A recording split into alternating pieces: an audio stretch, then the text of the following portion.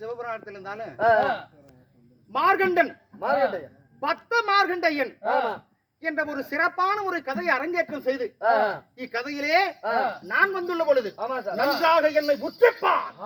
தெரிந்ததும் தெரியாததும் அறிந்ததும் அறியாததும் புரிந்ததும் புரியாததும் எல்லாம் எமக்குள் அடக்கம்.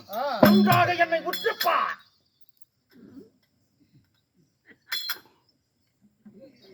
எங்க பார்த்துட்டு இருக்கிறான் பாரு பெருமாள் நண்பரே, பாருங்கள். எல்லா பக்கம் பாம்பு வச்சிருக்கீங்க. பாம்பாட்டி நம்பி பாம்பாட்டி பாம்பாட்டி பாம்பாட்டி பாம்பாட்டி சித்தன் சித்தன் வாயில் அடி. உன் வாயில் அடிக்கிறேன், ஏன் வாயில் அடிக்கிறேன்? சிவன்டா யாவன்டா கடவுளே ஏண்டா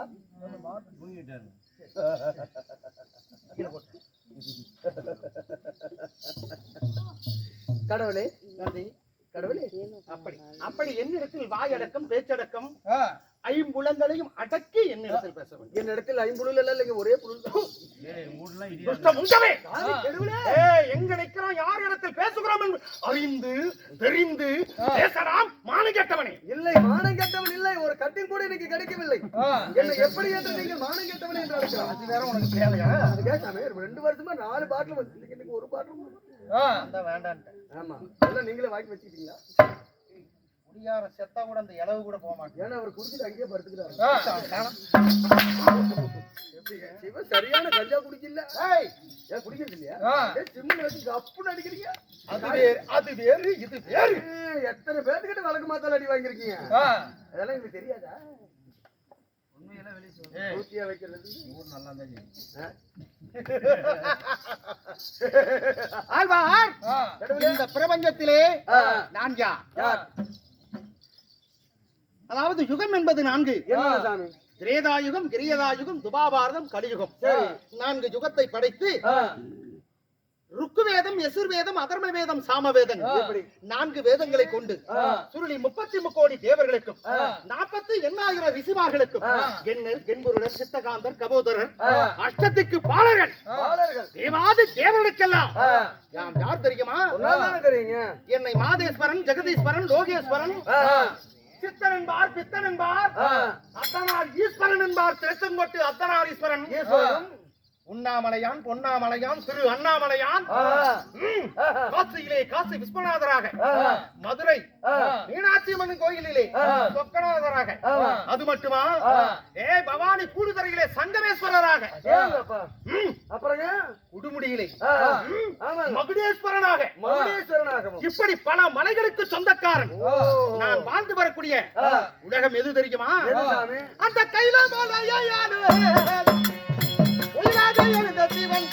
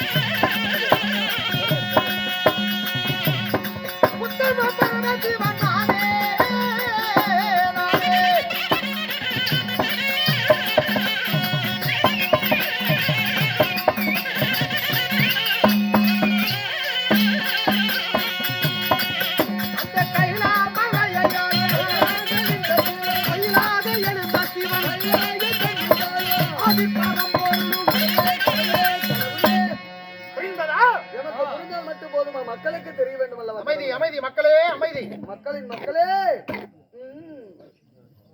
சிவன், விஷ்ணு, பிரம்மா மும்மூர்த்திகள் 3. அதிலே பிரம்மனுக்கு என்ன வேலை? என்ன வேலைங்க? ஒரு அண்டத்தை பிடித்து பிண்டமாக்கி கருவாக செய்து உயிரை படைக்கக்கூடிய வேலை பிரம்ம கடவுளுக்கு. அந்த உயிரானது பூமியில் வாழ வேண்டும் என்றால் ஆகாரம் வேண்டும் அல்லவா? உணவு வேண்டும் அல்லவா? கைலா மலையை ஆண்டு வரக்கூடிய கைலாசநாதன் இந்த சிவனுக்கு படி அளக்கக்கூடிய வேலை. படி அளக்கும் தொழில். சரிங்க. அப்படி மகாவிஷ்ணு என் அருமை மைத்துனர் யாரு? பெருமாளுக்கு. பெருமாள் இந்த பெருமாள் மாயூர் மகாவிஷ்ணு. அந்த பரவனுக்கு ஏதாவது பெருமாளுக்கு என்ன வேலை? காத்து பிறகு அழிக்கக்கூடிய வேலை. இப்படி மும்மூர்த்திகள் நாங்கள் இருந்த பூமியிலே பிரசண்டமாகி இந்த பிரபஞ்சத்திலே உங்களுக்கு எத்தனை கண்கள் சாமி? அதாவது 2011 நேத்திரம் கொண்ட உன்னானப்பட்ட படியளக்கும் பரமேஸ்வரனப்பா என் பெயர். 2011 கண்ணா? ஆமா. நீங்க படைச்ச மனசு எங்களுக்கெல்லாம் 2 கண்ணு. அதே நீங்க படைச்ச 4 அறிவு 3 அறிவு 2 அறிவு 1 அறிவு என்ன சொல்லக்கூடிய ஜந்துகளுக்கு 2 கண்ணு. ஆனா இந்த ஒன்னானப்பட்ட சிவபெருமானுக்கு மட்டும் 2011 கண் இருக்குன்னு சொல்றீங்களே. ஆமா. இந்த கண் எங்கெல்லாம் உள்ளது? நம்பிக்கிட்டான் என்னுடைய வாகனம் நந்தி. நந்தி கால கால நந்தி நந்தி மாடு.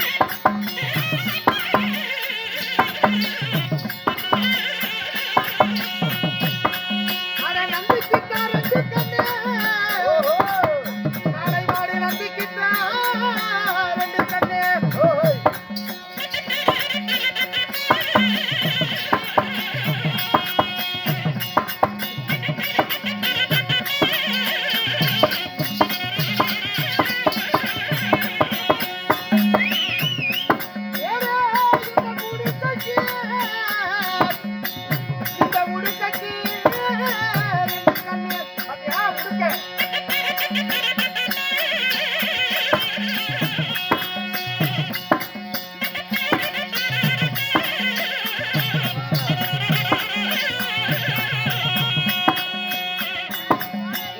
பார்வதிக்கு 2 கண்ணு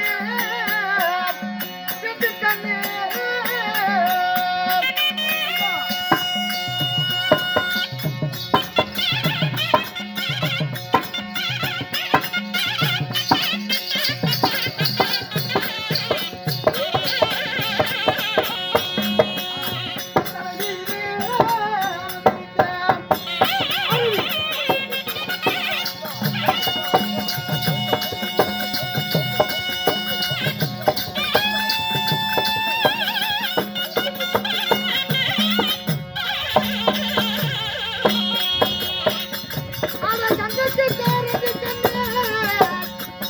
கங்கா தேவிக்கு 2 கண்ணு.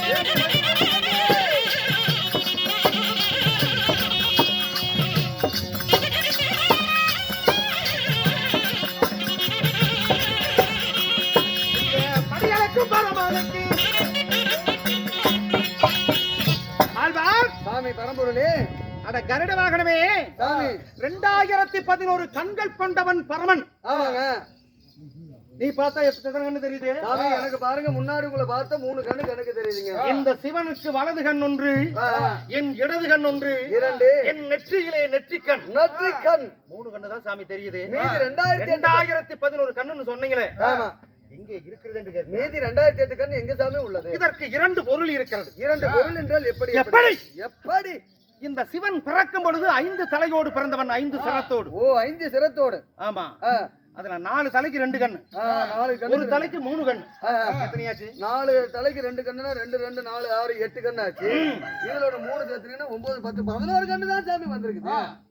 மீதி 2000 கண்ணு வேணுமே. என் தலை மீதும் என் கழுத்திலும் என் கைகளிலும் துள்ளி துவண்டு விளையாடுகிறதே ஆதிசேஷன் பாம்பு. அந்த பாம்புக்கு 1000 தலை. 1000 தலை. 1000 தலை கொண்ட ஆதிசேஷன் பாம்பு. ஒரு தலைக்கு 2 கண்ணுன்னா 1000க்கு எத்தனையாச்சு? ஒரு தலைக்கு 2ன்னா 1000 தலைக்கு சும்மா ஐ லவ் யூ. சாமி என்னடா கமான் பேபி பாட்டு பாடிக்கிட்டு இல்லைங்க, 2000 கண்ணு வருதுங்க. இதுல ஒரு 2000 ஒரு பாட்டு. சாமி 2011 கண் வந்து விட்டது கடவுளே. புரிந்ததா? புரிகிறது சாமி. இதுக்கு இன்னும் ஒரு பொருள். இது ஒரு பொருள்.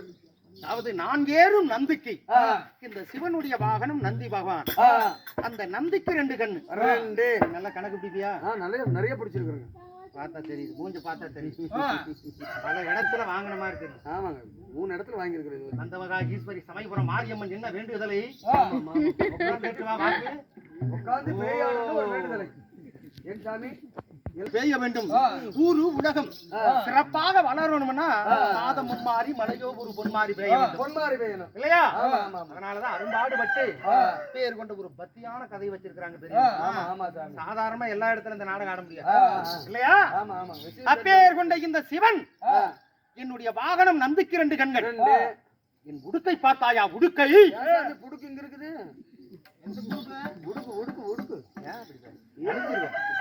அழிஞ்சிருந்தா அழிஞ்சிரும். மறுபடியும் உடுங்க. இப்படி எல்லாம் பேசக்கூடாது. கண்ணை தின்றி விடுவாயடா. கால கண்ணுங்களா பொட்ட கண்ணா? சாமி நீங்க தொடக்கூடாது சாமி. வேணாம்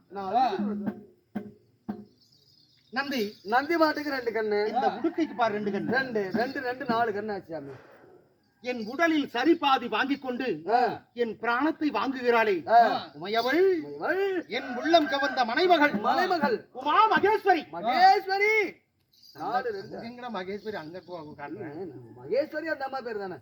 மகேஸ்வரி என்றால் பார்வதி. பார்வதி. அந்த பார்வதிக்கு 2 கண். 4 2 6 கண்ணு ஆச்சு சாமி. 6 கண்ணாச்சு. என் தலை மீது அமர்ந்திருக்கிறாளே உங்க கூத்தியா? வெளியில் சொல்லாதே, உலகமே தெரியும் சிவனுடைய கூத்தியா கங்காதேவின்னு. நமச்சிவாயா நமச்சிவாயா. இழிச்சிவாயா இழிச்சிவாய். ஏய் நான் இழிச்சி திருச்சித்தம்பலம் திருச்சித்தம்பலம். ஐயம்பித்தாளுக்கு பேரிச்சம்பளம் பேரிச்சம்பளம். இப்படி எல்லாம் பேசி விடாதப்பா. படாத காரியம் பண்றவன் படாத பாடுபட்டு அழிவான். மற்றவர் போல் உன்னை சாட்டை எடுத்து அடிக்க மாட்டேன். எவ்வளவு குறும்பு பண்ணாலும் பொறுமையா பாத்துட்டு பாருங்க நல்லதுதான். என் கோபமானது அதிகரித்தால் என்ன செய்வேன்? உன்னை பார்த்து லேசா ஒரு சின்ன சிரிப்பு மட்டும் சிரிச்சனா போதும். சிரிச்சால் போதும், அன்னைக்கே உன் குடும்பம் குலநாசமாயிரும். கடவுளே, சாமி சிரிச்சா குடும்ப குலநாசமா? என்னை பார்த்து மௌனம் சாதி சாமி. நான் சிரிக்கிறது சிந்திக்கிறது எல்லாம் நீ நடக்கிற முறையில தான் இருக்குது. வேணா சாமி. இல்லை என்றால் எல்லாம் காணாமல் போய்விடும். ஐயோ, இது இல்லை என்றால் வித முதல்ல போட முடியாது சாமி. யாருக்கு? இதை வைத்துதான் நந்தி என் தலை மீது அமர்ந்து கொண்டிருக்கிறானே கங்கை அம்மன். அந்த கங்காதேவிக்கு 2 கண். 8 கண் ஆச்சு சாமி. சிவனுக்கு வலது கண், இடது கண், நெற்றி கண். ஆமா, இப்படி 3 கண் எனக்கு. 8 3 11. ஆதிசேஷன் பாபுக்கு 2000 கண். 2011 சாமி. எப்படி பார்த்தாலும் 2011 கண் வந்து விட்டது. 2000 அதாவது கண்கள் படைத்த உண்ணானப்பட்ட படிகளக்கும் பரமேஸ்வரன் என் பெயர். இந்த சிவன் நான் எப்படி பிறந்தேன்? இந்த சிவனுடைய திருவிளையாடல் எத்தனை? அப்படி சிவனாகப்பட்ட நான் இந்த பிரபஞ்சத்திலே எல்லா சாமியை பார்த்தா நகநட்டோட வரும். போட்டான்னு பாருங்க, எல்லா சாமி நகநட்டு திருகிடம் கத்தி எல்லாம் வச்சு. என்ன பார்த்தா எப்படி ஒரு வித்தியாசமா இருக்குமே. உங்களை பார்த்து திரியக்கூடிய பாம்புகளை எடுத்து ஆவரணமாகவும், காட்டிலே திரியக்கூடிய கொடிய மிருகமாகிய புலியினுடைய தோலையும் ஆடையாக அணிந்து கொண்டு ஒரு சித்தனாக பித்தனாக சாம்பலை எல்லாம் மேனியில் பூசிக்கொண்டு ஒரு அகோரியாக புத்திரங்களே என்ன காரணம்? எப்படி? என் பிறப்பின் ரகசியம் எப்படி? எப்படி உங்களுக்கு இந்த ஆடை ஆபரணங்கள் வந்தது? இந்த புலித்தோல் இல்லைங்க, நீங்க புலித்தோல், புலியினுடைய தோல். அதான் புலித்தோல். சொன்னதுல தப்பா சாமி? நீங்க புலித்தோல். சரி விடுறா, புலித்தோலுங்க. நமச்சிவாயா நமச்சிவாயா. 2 பேர் வச்சிருக்கீங்க, இத்தனையும் பார்த்தா நீ புலி தோல்றீங்களே. இந்த சிவன் திருவிளையாடலை சொல்கிறேன் கேளப்பா. என் பிறப்பின் பற்றி மக்களுக்கு தெரிய வேண்டும் இல்லையா? வித்தில்லாத மரம், விதையில்லாத செடி, கொடியில்லாத மரம். எனக்கு தாய் இல்லை, தந்தை இல்லை, பெற்றில்லை, பிறப்பில்லை, எனக்கு ஆதியம் இல்லை, அந்தமும் இல்லை. இந்த பூமியில் தானாக சுயம்பு லிங்கமாக எழுந்தவன் நான். ஒரு லிங்கம் பார்த்திருக்கியா? சுயம்பு வடிவத்திலே லிங்கமாக எழுந்தவன் நான். சுயம்பு லிங்கமாக பாத்தியா? அப்படி நிர்மல வாசனாக பிறந்து வெளியில் வந்தவுடனே தாரக ரிஷிகள் எல்லாம் என்ன செய்தார்கள்? யார் என்று தெரியவில்லை. சடாமுடி அணிந்து கொண்டு சுடுகாட்டில் இருக்கக்கூடிய சாம்பலை எல்லாம் மேனியில் பூசிக்கொண்டு ஒரு பித்தனாக சித்தனாக வருகிறானே, இவன் யார்? இந்த அகோரி. அப்படின்னு புதிய மிருகமாகிய புலியை ஏவி விட்டார்கள். அதில் 2 புலியை அடித்து அதை தோலை முறித்து என் நாடையாக அணிந்து கொண்டே. அதனாலதான் உங்களுக்கு இந்த புலித்தோல் வந்ததுங்க. புலித்தோல் அப்படி வந்தது. அடுத்தது பாம்புகள். 2வது கொடிய பாம்புகள், நாக சர்ப்பம். தாரக ரிஷிகள் கொடிய பாம்புகளை ஏவி விட்டார்கள். அத்தனை பாம்புகளும் வந்து அன்பே சிவம் அப்படின்னு என் பாதத்தில் விழுந்தது. அவர்கள் எல்லாம் என் தலை மீதும் என் கழுத்திலும் என் கைகளிலும் நண்பர்களாக்கி கொண்டேன். இப்படி ஆவரணமாக நான் மாறியது. இப்படி சிவனாக உண்ணானப்பட்ட சிவபெருமானுக்கு பொறுப்பு கொடுத்தார்கள். படிகளக்கும் பொறுப்பு. எறும்பு முதல் யானை வரை அத்தனை உயிரிழக்கும் படிகளக்கும் ஒன்னானப்பட்ட சிவன் படிகளக்கக்கூடிய பொறுப்பு எனக்கு. ஆனால் ஒன்று, வேறு ஏதாவது கேட்கிறாயா? கல்யாணம் ஆயிடுச்சு, அங்கு வருகிறாயா? எனக்கு திருமணமாகிவிட்டது. எத்தனை பொண்டாட்டிச்சாமி? ஊரறிய ஒன்று, ஊருக்கு தெரியாம இன்னொன்னு. சாமி எல்லாம் கூத்திய வச்சுட்டு ஆனதாச்சு. ஒரு மணி நேரம் தான் இருக்குது. ஆந்து பார், அமர்ந்து பார், கொஞ்சம் யோசனை பண்ணிப்பார். அந்த மாலையிட்ட தேவி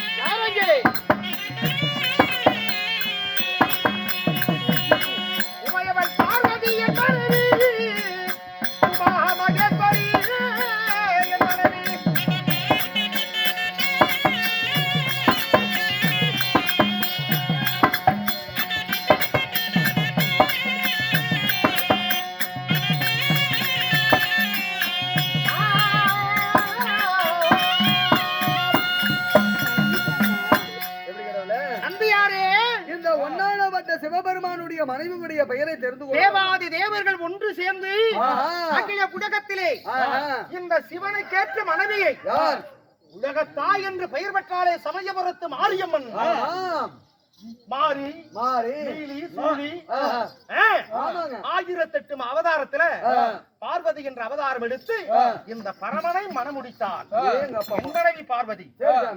அப்படி பார்வதி. இரண்டாவது கங்காதேவி. அந்த கங்கையம்மனை நாடு நலத்துக்காக மாதம் மும்மாறி மழையோ ஒரு பொன்மாறி நாட்டிலே மழையாக பெய்ந்தால்தான் வெள்ளாமை விவசாயம் செய்து மக்கள் எல்லாம் பசி ஆறுவார்கள். அதற்காக உலக நன்மைக்காக கங்கையம்மனை தூக்கி என் நடு தலையில் வைத்திருக்கிறேன். வச்சா உலக நன்மைக்காக, நாங்க வச்சா மட்டும் ஊருக்கு எடுக்கிறதுக்காக. அருமசாமி, சரிங்க. இப்படி பார்வதி அம்மாளை கல்யாணம் பண்ணி எத்தனை குழந்தைக்கு தகப்பனாங்க? கொஞ்சம் சத்தம் போடாதீங்க. ஆமா ஆமா. இந்த ஒன்னானப்பட்ட சிவனுக்கு ஏகப்பட்ட குழந்தைங்க இருக்கிறாங்க. இந்த அகில உலகத்திலே சுருக்கமா சொன்னா எனக்கு 2 குழந்தை. யார் யாருங்க? ஆணை போல் ஒருவன், அழகாக ஒருவன். ஆணை போல் யாருங்க, அழகாக யாரு? இந்த பிள்ளை யார்? அது அவங்க அம்மாவுக்கு கேட்டதா தெரியும்.